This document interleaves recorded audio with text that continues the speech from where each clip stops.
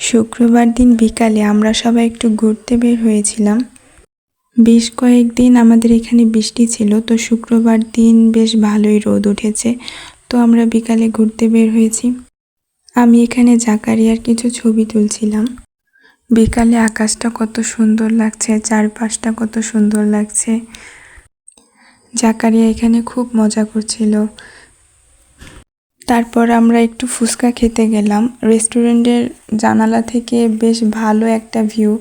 এখানে দেখতে খুব ভালো লাগছে, পানি জমেছে এখানে বৃষ্টির কারণে।